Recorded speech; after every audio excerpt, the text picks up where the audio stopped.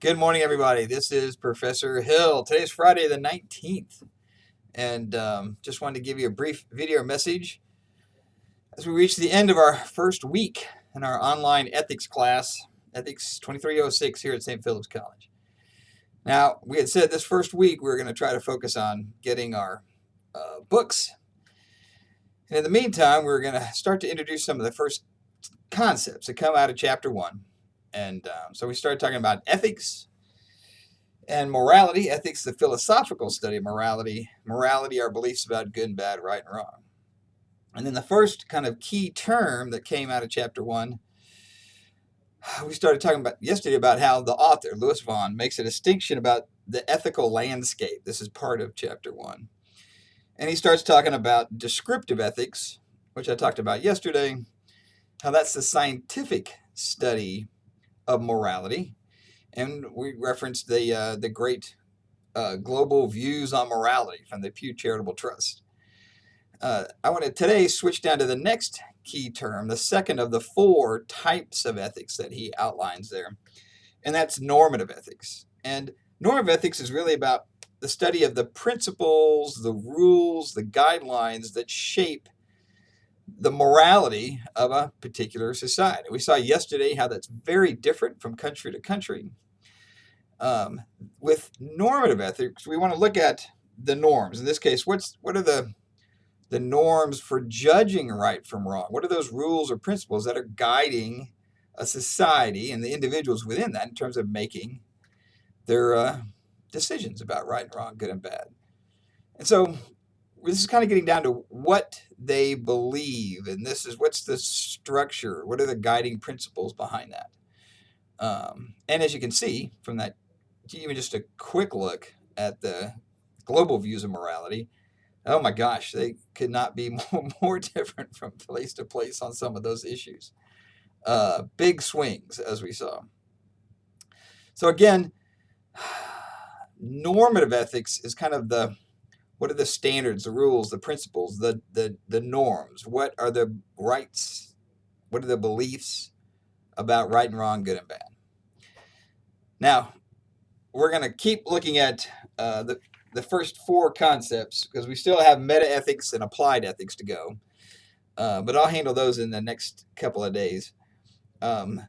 Today, I just wanted to say that with normative ethics, it's a chance to look at what's the standard, what's the norms in a particular group, like a city or a state or a country. But I want to make sure we're clear that it doesn't have to be unanimous.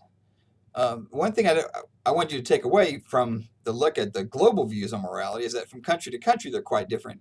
But don't forget, even within a particular country or society, there's going to be a standard or norm, but there's also going to be minority voices, people that disagree, sometimes even a significant minority.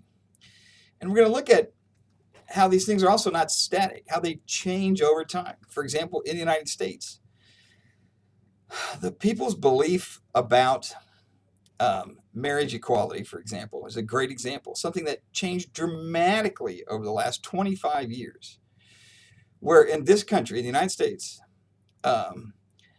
it went from being illegal to have homosexual sex to have it being legalized, to have now we moved into the rights in the military. Could you serve or not serve in the military? Change that. And then all the way to legalized marriage equality in all 50 states.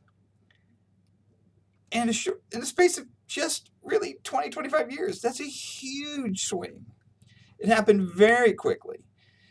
And again, this is a good example of this. There's lots of people that disagree with it. Even though that's now the norm, that's the standard in the United States.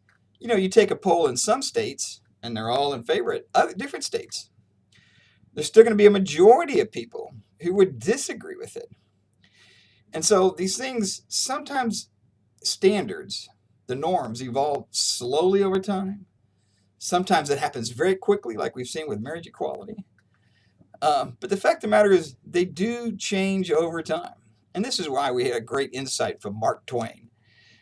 Mark Twain said, Law is sand, but custom is rock.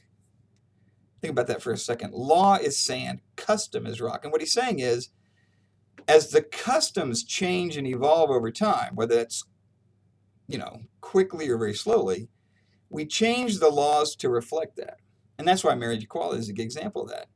Again, for it or against it, the fact of the matter is the customs, the values and beliefs of the people changed, in this case quickly, and then we changed the laws to reflect those customs underlying it. The bedrock, according to Mark Twain's pithy 6 words, is the people and their values and beliefs, what they think about right and wrong. And then they reflect that in the law. It's worth thinking about. And I want to leave you with this question overnight here before we get into meta ethics and applied ethics tomorrow, which is that lots of people think there's this gap between the law and the ethics, right? The morality. And some people say, well, look, these things are legal, but I think they're immoral. And there's lots of examples.